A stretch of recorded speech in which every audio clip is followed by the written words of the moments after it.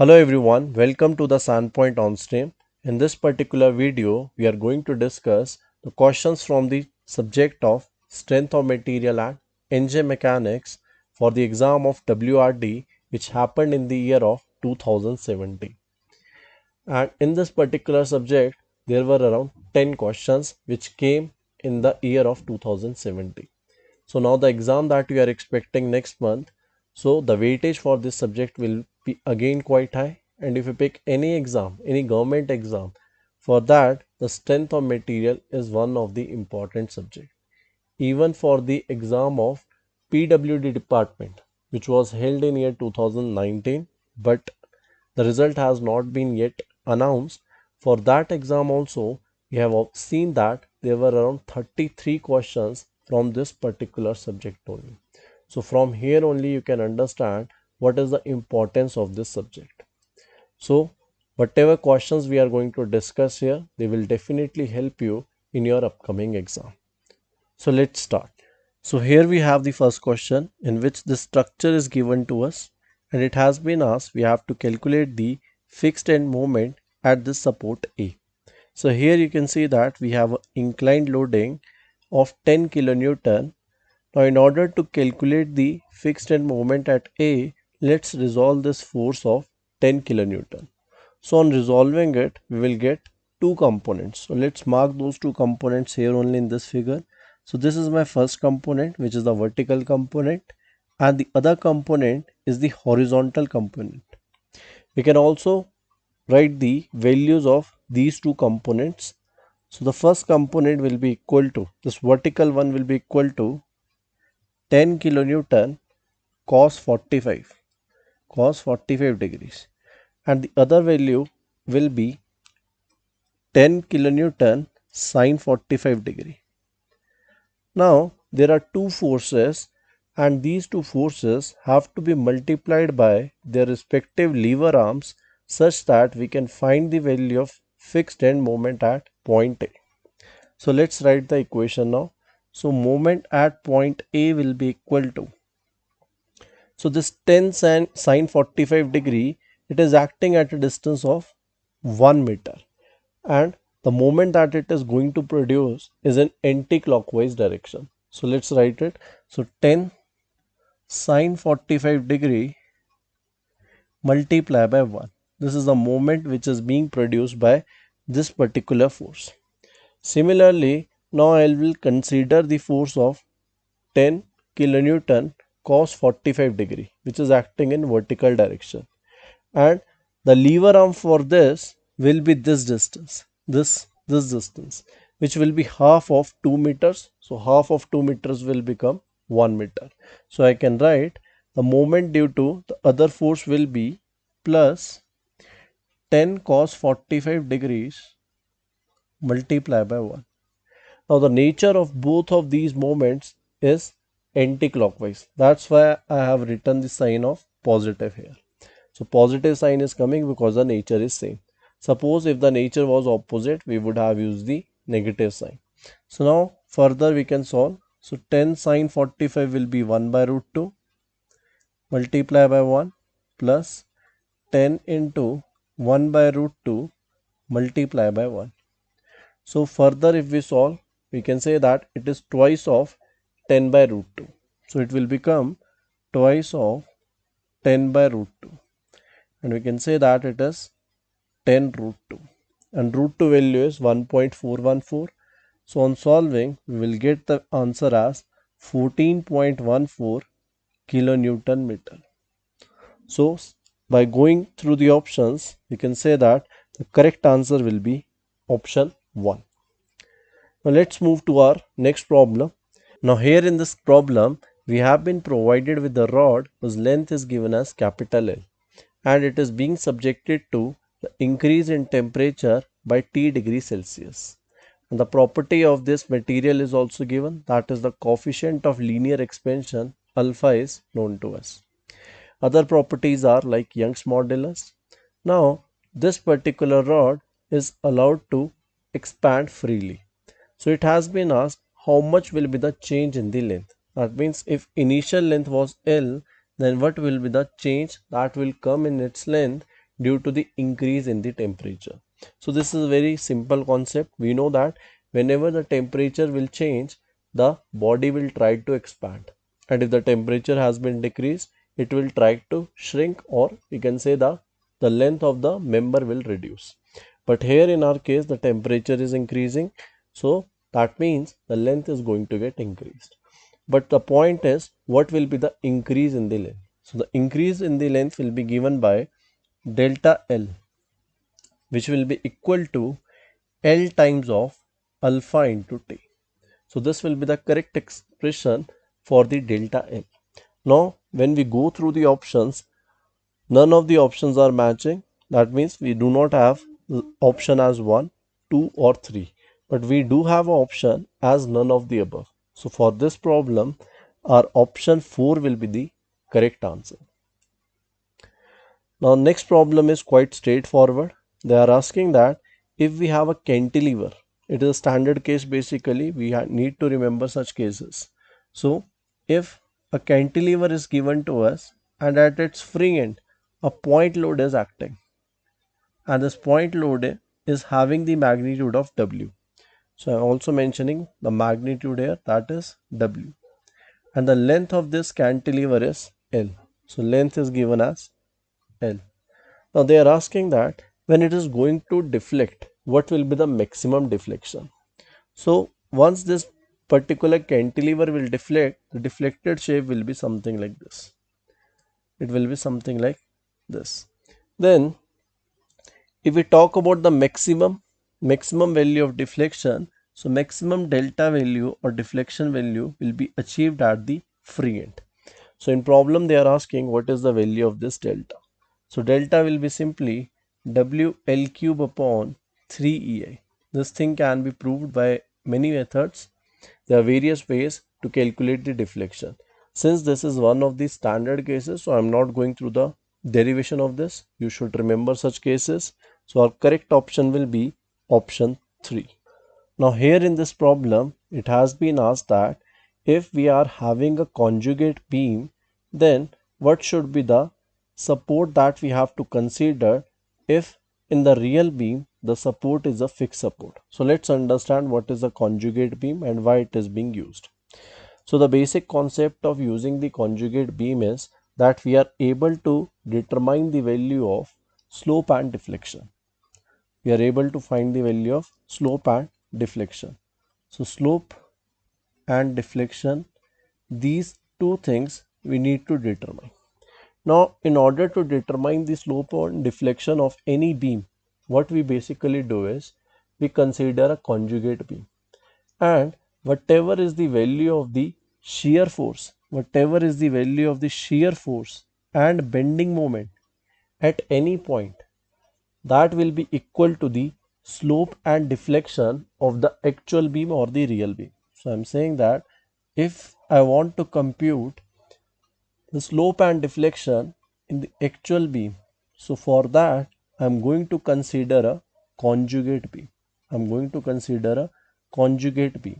And whatever shear force and bending moment value will be there at any point, the same values will become the slope and deflection in the actual beam. And in order to draw this conjugate beam, there are certain rules. So let's see what are the rules. So suppose my actual beam, I'm drawing the actual beam here. So my actual beam looks something like this. It is having, say, a roller support on one side and hinge support on the other side. And I want to draw the conjugate beam for this condition. So the conjugate beam for this actual or real beam will be made in such a way such that this condition is getting satisfied. What is the condition? The condition is that if we are able to find the shear force on the conjugate beam, that will be equal to the slope in the real beam or the actual beam. So based on this, if we are having a roller support, this roller support can get converted into a hinge, or it may remain as roller also. Same is the concept with this hinge also. So this hinge, it may remain as a hinge, or it may become a roller. So I'm converting it into a roller. I'm converting this into a roller. So this is the conjugate beam. Another possibility is that this roller may remain as roller only. The roller will remain roller, and here this hinge may remain hinge. Hinge may remain hinge only. So this is another case. So the point that you have to remember is a roller can convert itself into a hinge, or it may remain as a roller. And same way, a hinge can convert itself into a roller, or it may remain as a hinge. This is rule 1. Similarly, on the same context, if we are having, suppose, a fixed beam, something like this. This is my fixed beam. Now, here I want to draw the conjugate beam for the same. So the rule says that if we are having a fixed end, in the conjugate beam, it will become the free end, and the free end will get converted into fixed end. So if I go by this rule, we are able to solve the question.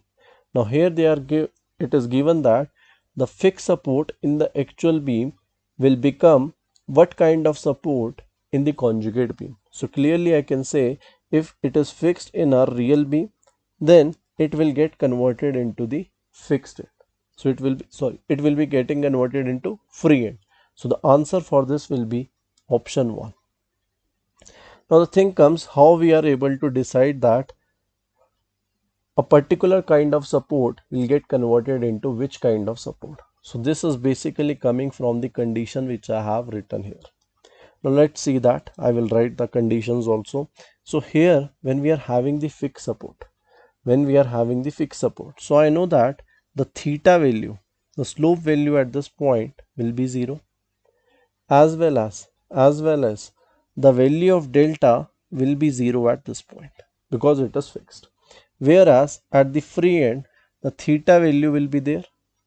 At the same time, we are also going to expect delta here. So delta value will also be maximum.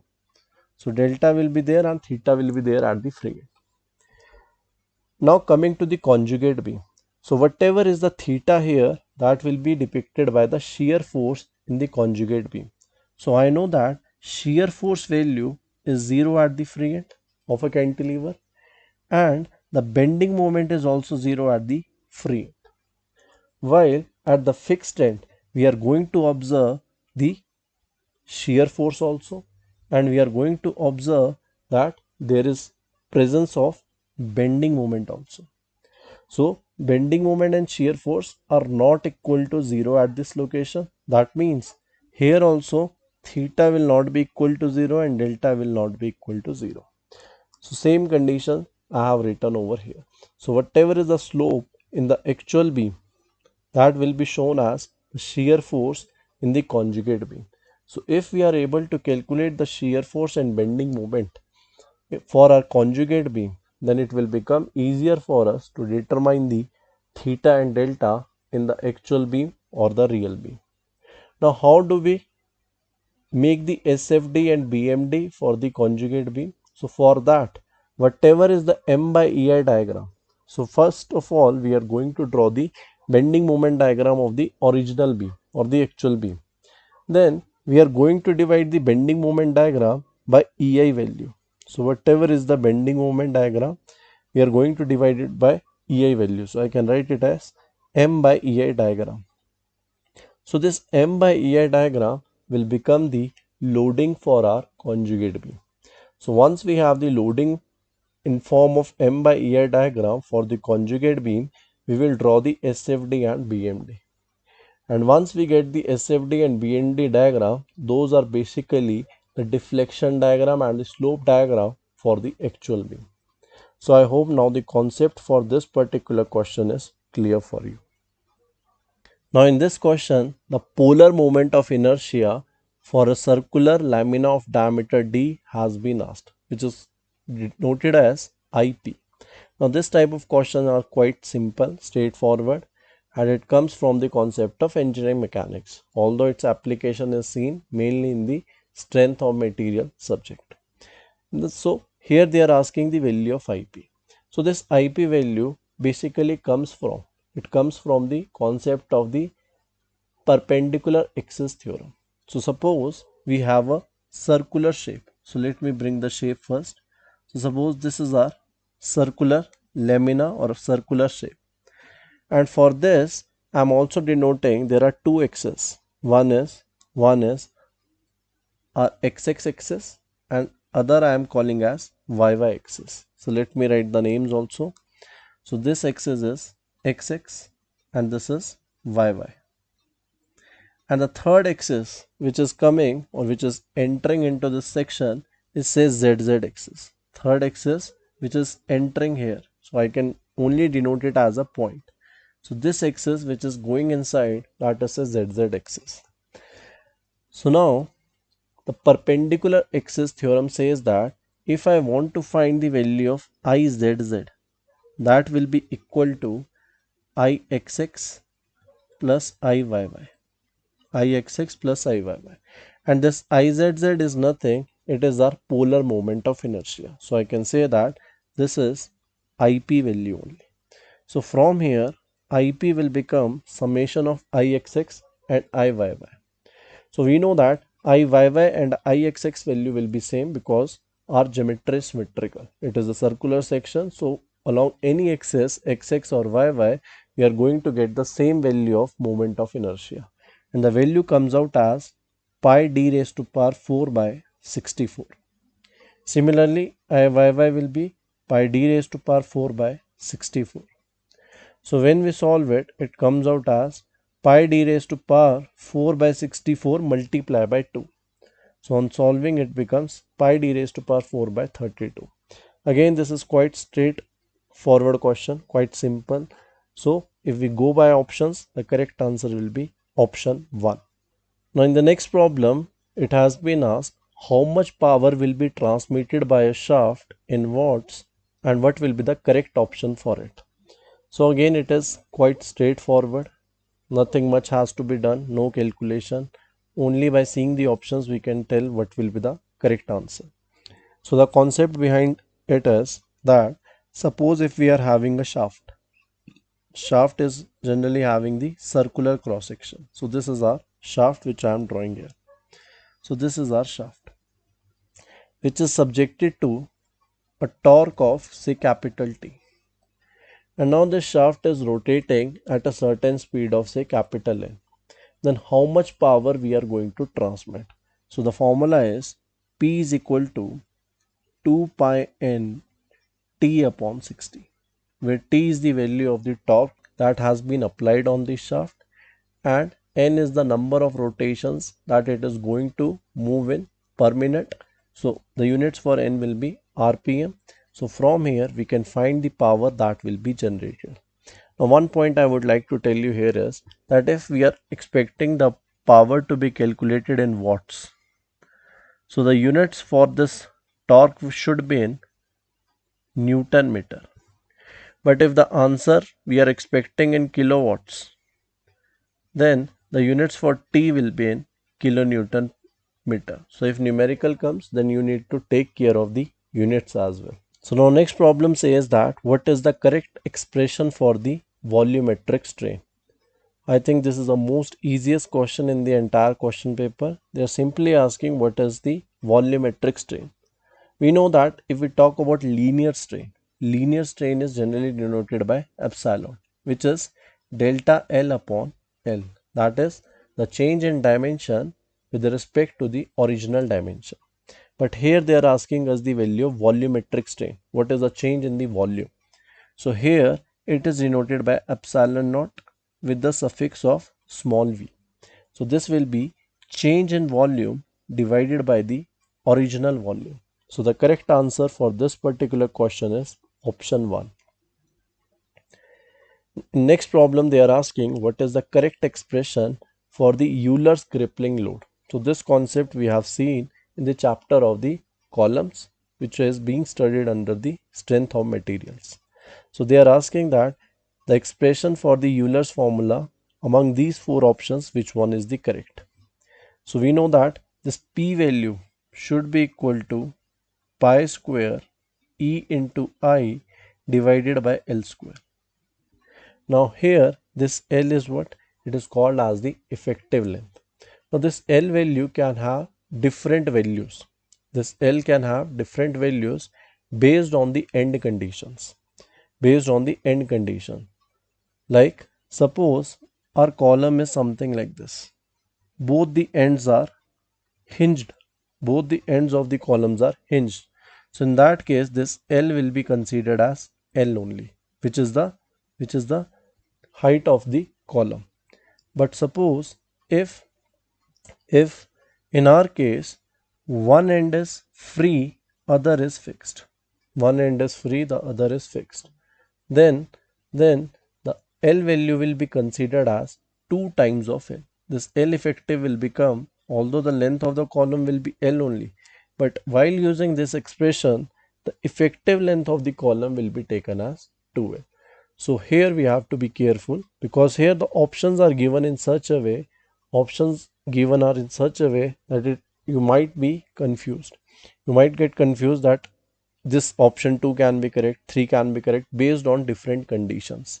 But here they have just as the simple expression. So L is not the length of the column, it is basically the effective length of the column.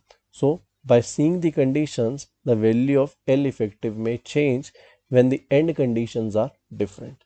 You may also expect one case as both the ends are fixed. Both the ends are fixed.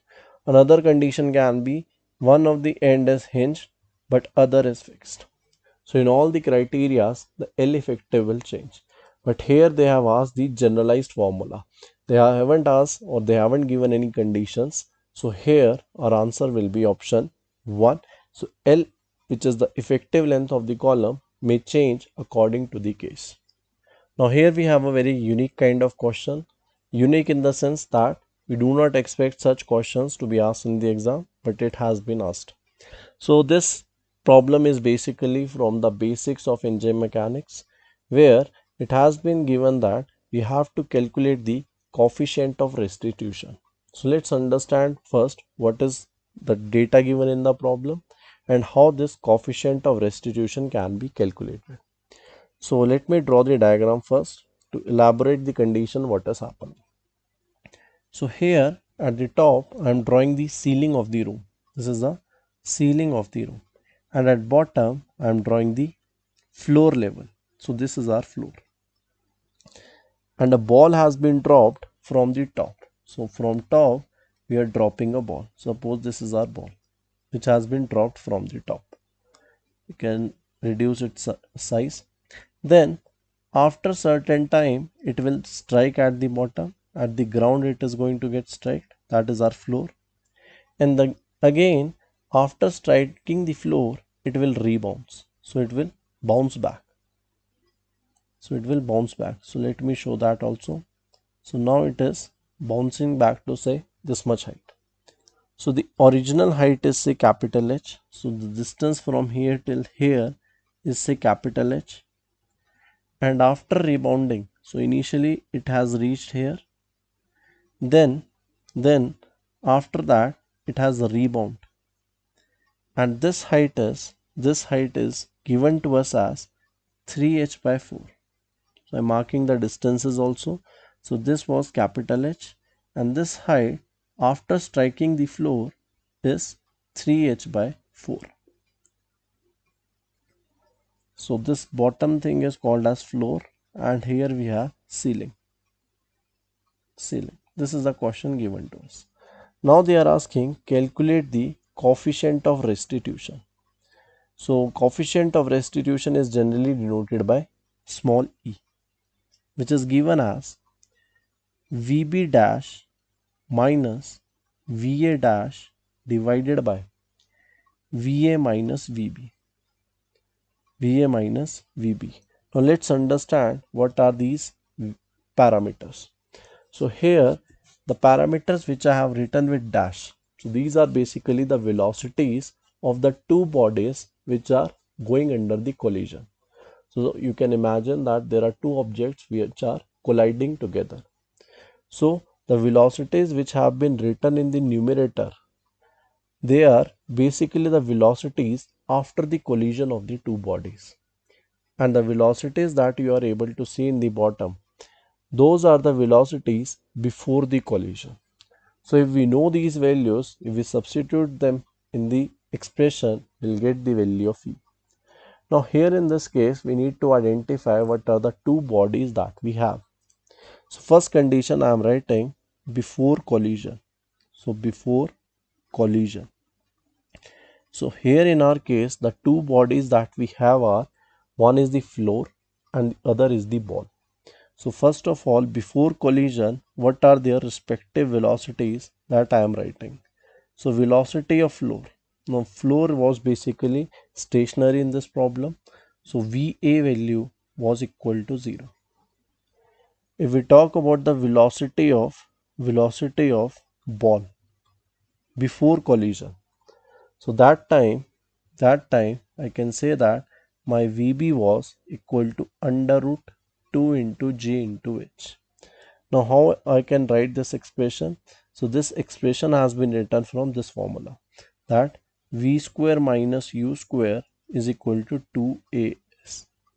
Now once the ball has been released from the top location, from the ceiling, its initial velocity was 0. So this parameter was 0.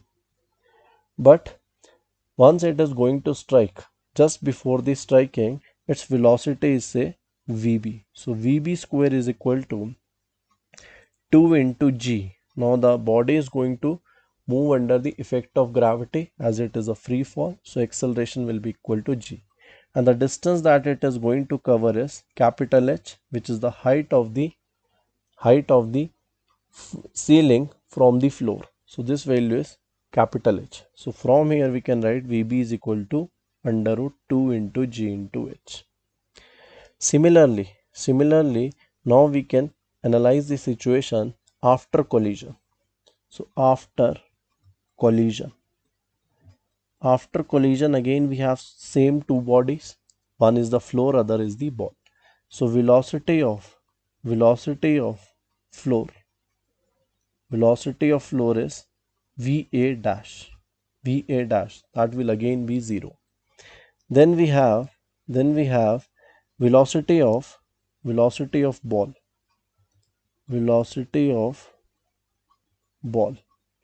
Which is VB dash. So this VB dash will be given as, on the similar account, I can write it as 2 into G.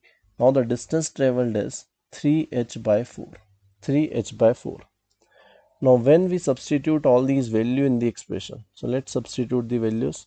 So E will be equal to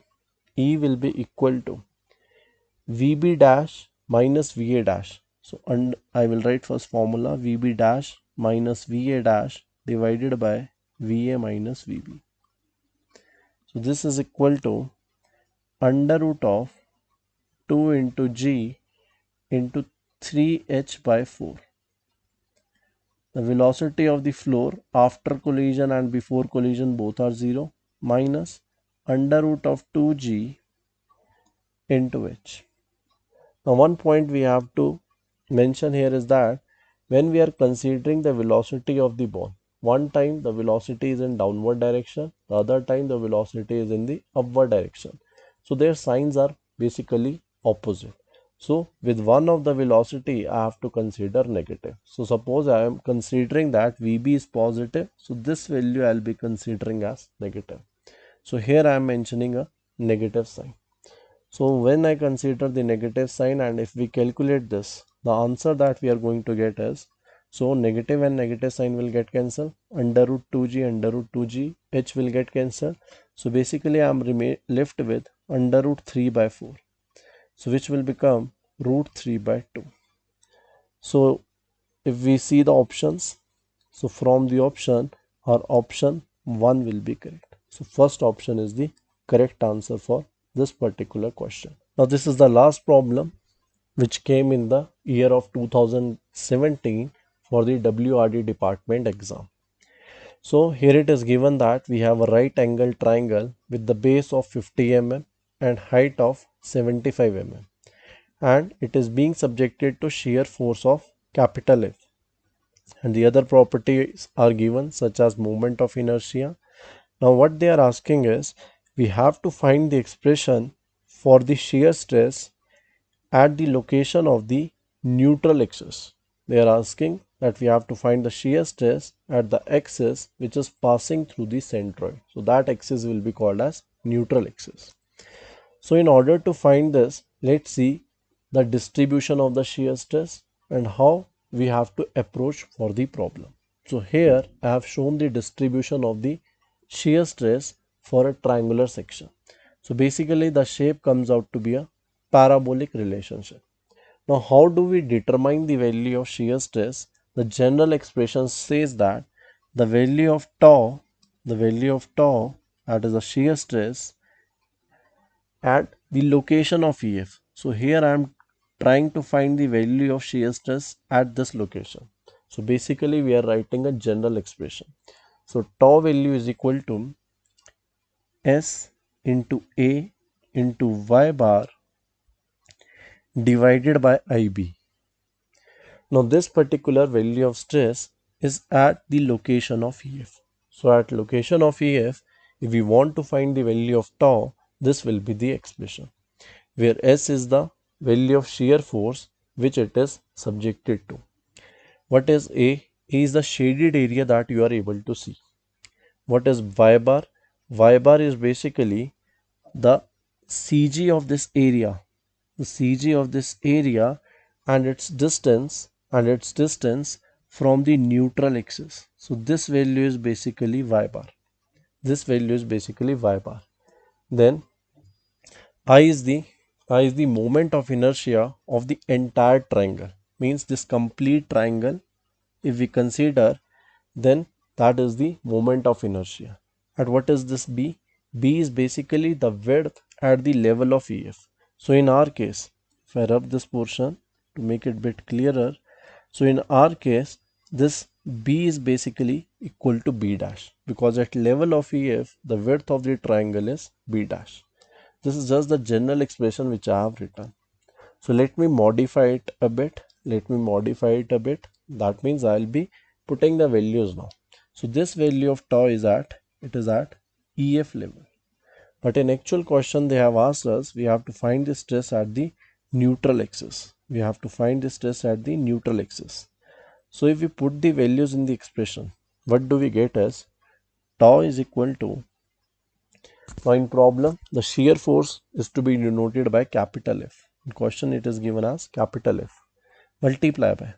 Now what is the area of this shaded part? So in shaded part you can see what is the area of that. So that will be half into its height is given as h dash. So here you can see, here we are considering it as h dash. So let's substitute the value. So b dash into h dash, this will become the shaded area. Now I have to consider the CG of this shaded area from the neutral axis. Now I want to find this distance, and this is called as y bar, which you can see here. So in order to find this y bar, I know one thing, that the neutral axis is lying at a distance of 2 by 3h from the top. So from top up till this distance is 2 by 3h. Similarly, for the shaded triangle, this height will be how much? 2 by 3 of h dash. So the difference of these two,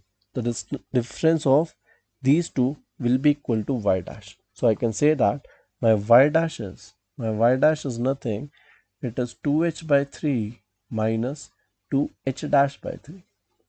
So I'm writing 2h by 3 minus 2h dash by 3. So let's solve this expression, and in the denominator we have I multiply by b dash. Why b dash? Because I said that this b is basically the width of the triangular section at the level of EF. So at level of EF the width is b dash. So let's solve it a bit and get the expression of tau. So from here I can say that my tau will be equal to f into h dash. This b dash and b dash will get cancelled. This 2 and 2 will also get cancelled. So in bracket I have h minus h dash divided by 3 times of I. So this is the basic equation in order to find shear stress at any location. This is a general expression. Now in the problem, it has been asked we have to find the shear stress at neutral axis. We have to find this value at neutral axis. So at neutral axis, what is the condition? The neutral axis is not at the distance of h dash. H dash was any general distance which we have considered. But in actual, the neutral axis from the top is at a distance of 2 by 3h. This distance is already mentioned in the problem. So this distance is 2 by 3h from here till here. So we can substitute h dash by 2 by 3h. So in the expression what I have to do is at neutral axis. So let me erase this part first. So I am putting the condition at neutral axis my h dash is equal to 2h by 3. 2h by 3. So tau value now will be given by f upon 3i. Taking this thing as common, h dash value I can put as 2h by 3. Further I can write this as h minus 2h by 3. So on solving, this will become 2f divided by I, 2f divided by I. Then here this is 2h by 3, this will h by 3. So one h square term will also come, and we have 27. 3 and 3 are coming thrice, so it will be 27. Further we can put the values what are given to us. 2 by 27i into f multiply by h square. So what is h value? In problem it is given as the height of the triangle is 75. So 75 square. So on solving this, what do we get? We get it as 416.67 f upon I. And if we go by the options, the correct answer for this is, let me check. The correct answer for this is option 1. Option 1 is the correct answer. Now here in this problem, you might have remembered the expression also. Here in the figure also, the expression has been written.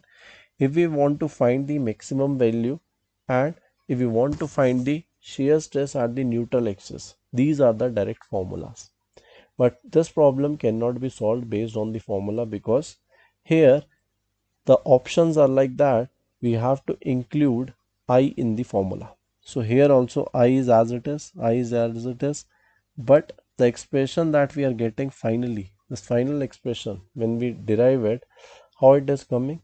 It is coming by substituting the value of I. So when we are going to substitute the value of I, then we are going to get this expression. So you might have remembered this one, but for solving the problem, you should remember the basic concept. Then it will be easier for us to arrive at the final answer. So these were the questions from the strength of materials and engine mechanics. So in our further videos, in the similar way, we are going to discuss our previous year question paper. So that's all. Thank you.